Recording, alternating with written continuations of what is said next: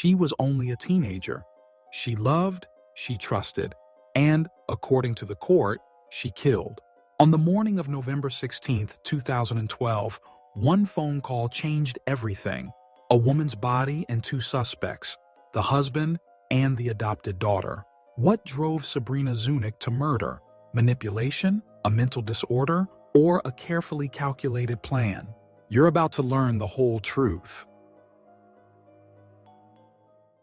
This case took place in the United States of America and centers around Sabrina Zunick. Sabrina was born on October 27, 1994, in Cleveland, Ohio, to Susan Edwards and Mark Zunick.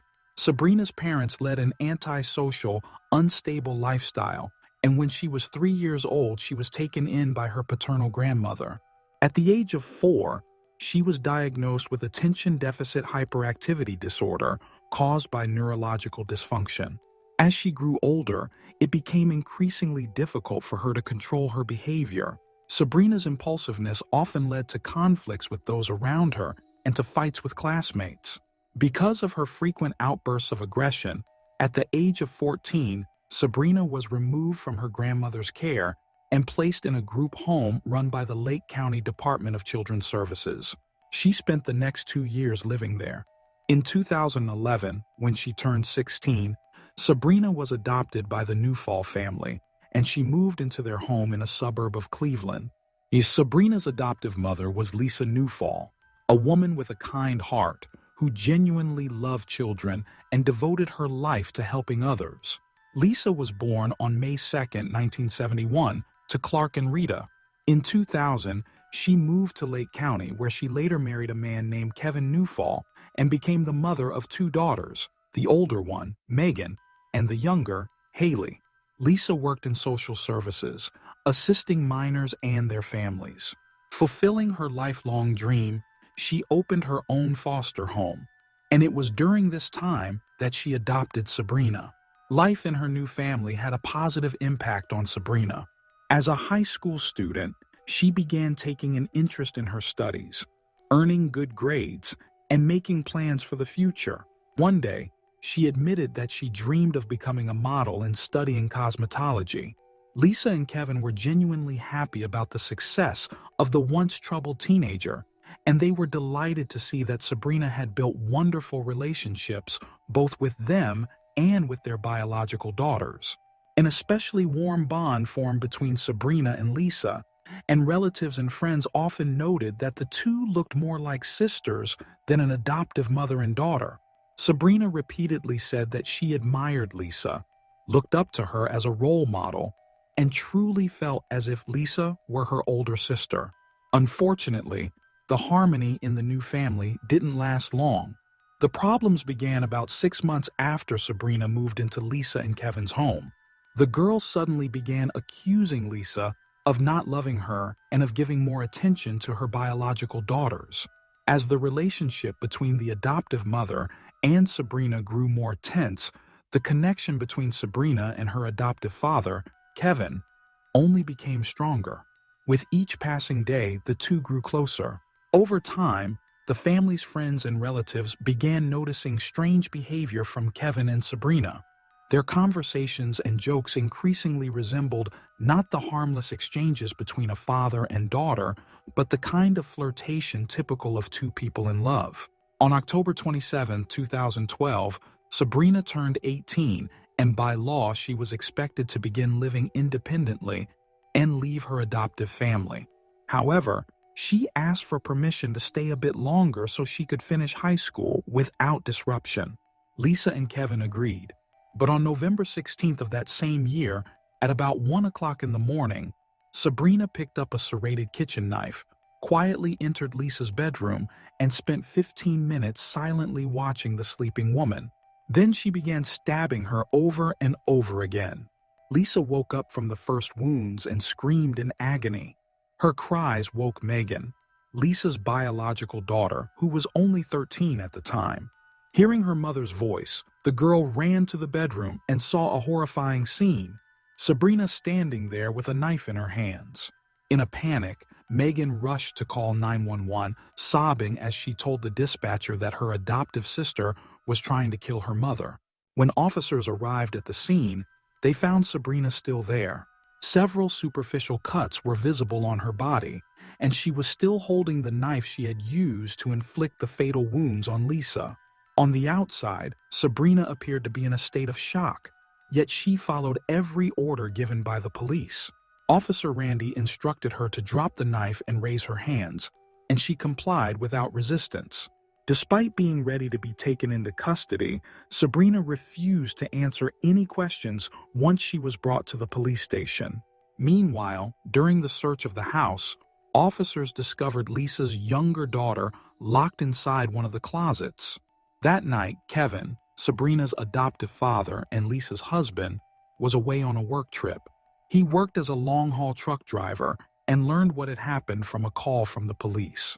Just minutes after that call, Kevin himself dialed 911 to ask about the condition of his daughters. He was told he could pick them up from the police station. Kevin arrived the following day. His behavior surprised the officers. He was remarkably calm. The police had expected to see a grief-stricken husband, but Kevin showed almost no emotion. He simply picked up the girls, asked no unnecessary questions, and went home. This alarmed the officers, and later, the relatives and friends of the family. Everyone was convinced that a man who truly loved his wife could not possibly remain so cold-blooded after such a tragedy. Soon after, Kevin went to the jail where he attempted to obtain permission to visit Sabrina, who at that point was already being held in custody. That was when his composure finally collapsed. The adoptive father lost his temper when he was denied the right to see Sabrina and speak with her. He eventually left the building in a foul mood and returned home, irritated and dejected. Meanwhile, news of the brutal murder spread rapidly, igniting a wave of public outrage. The Lake County Sheriff's Office confirmed that the victim had sustained a total of 178 stab wounds, including injuries to the head, neck, torso, and limbs. Although investigators had suspected Sabrina as the immediate perpetrator from the very beginning, the question of motive remained unresolved. Over the next 10 months, detectives tirelessly worked to gather every piece of available evidence and construct a complete picture of what had happened.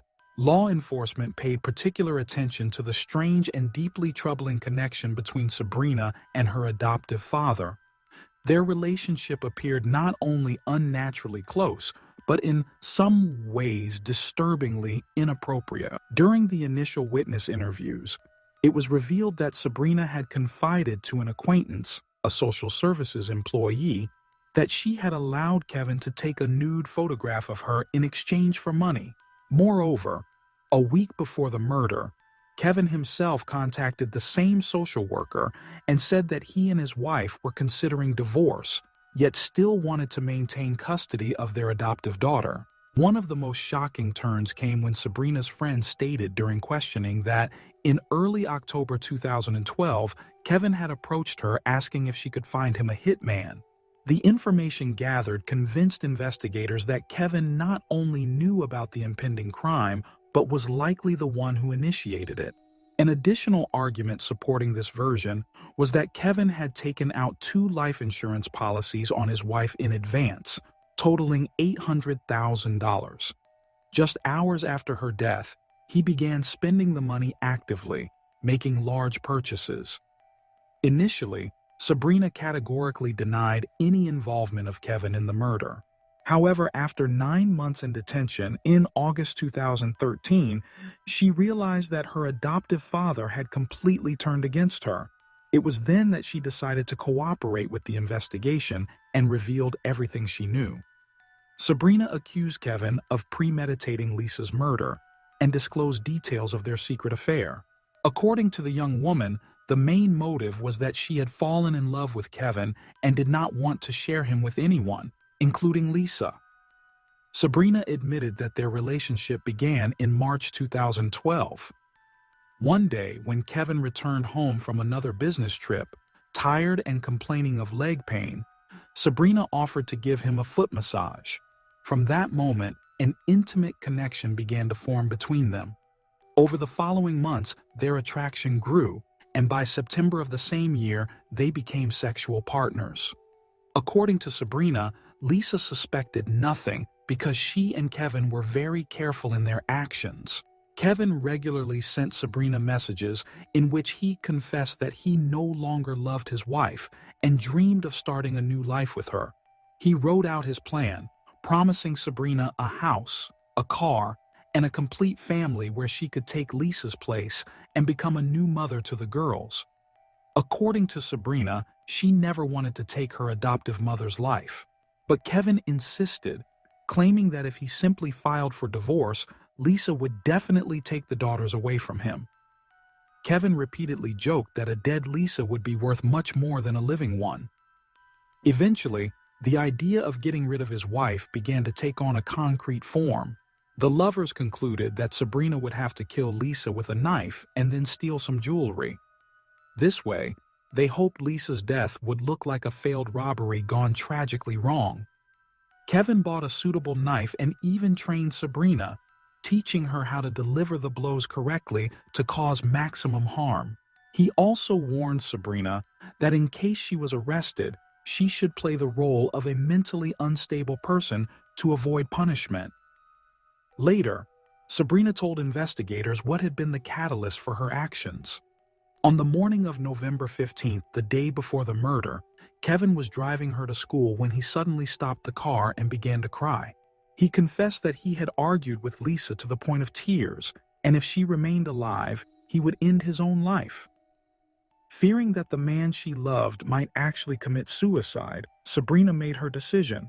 She would have to take Lisa's life. After Sabrina gave her testimony, investigators decided that Kevin should be arrested. On August 9, 2013, the 43-year-old widower was arrested and charged with conspiracy to commit murder with aggravating circumstances and complicity in the crime. Sabrina agreed to testify against him in exchange for the possibility of parole after 30 years. In May 2014, the trial began, and prosecutor Patrick Condon stated that there was no doubt about Kevin's guilt, as he was the main instigator of the murder, having planned it down to the smallest detail. He helped Sabrina carry out the plan, fully aware of what would happen that fateful night of November 16th. When Sabrina took the stand, she confessed to her romantic relationship with Kevin and explained how they had planned the murder together.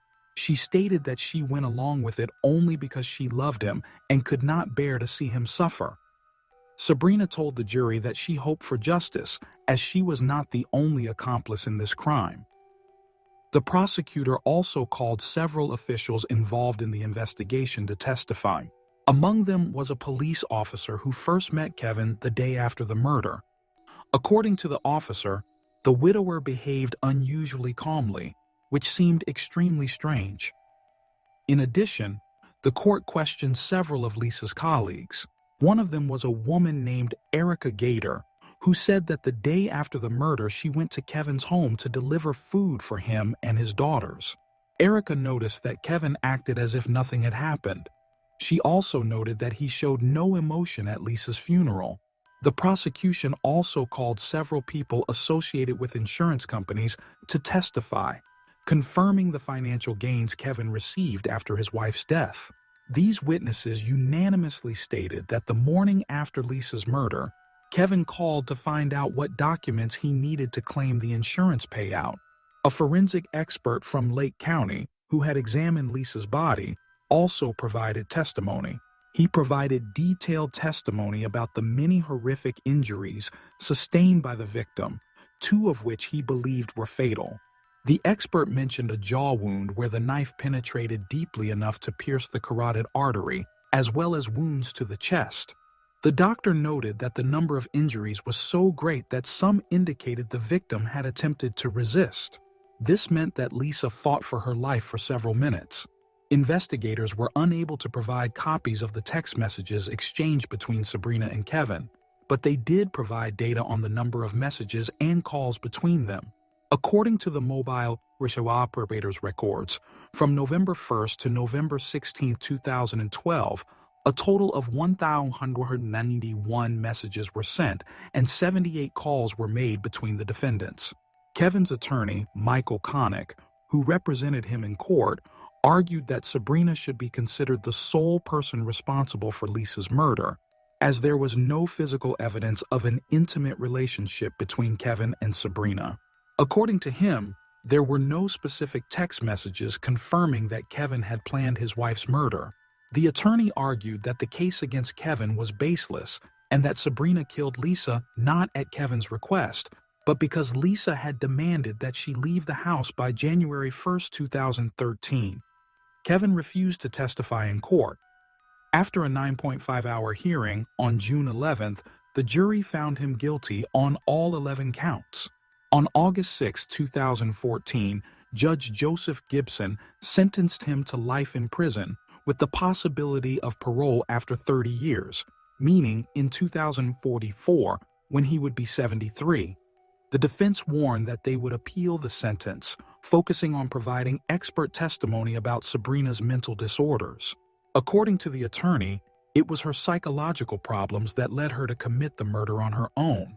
After Sabrina testified about her involvement in the murder, she was charged with premeditated murder.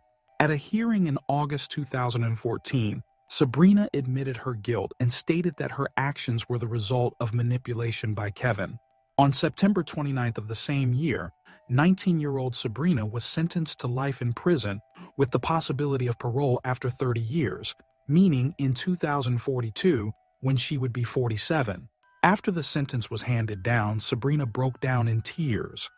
The judge explained that the only reason she was given a chance for parole was her cooperation with the investigation. The judge also acknowledged that Kevin had manipulated Sabrina for his own purposes and that her crime went beyond his original plan. In addition, the court ordered Kevin to pay Lisa's two daughters $6 million in compensation. Today, Sabrina is serving her sentence in the Ohio Women's Correctional Facility in Dayton, which was established in 1987. That's all from me. Thank you for watching. Support the video with a like and subscribe to the channel. What do you think about this case? Share your thoughts in the comments. Take care of yourselves. See you next time.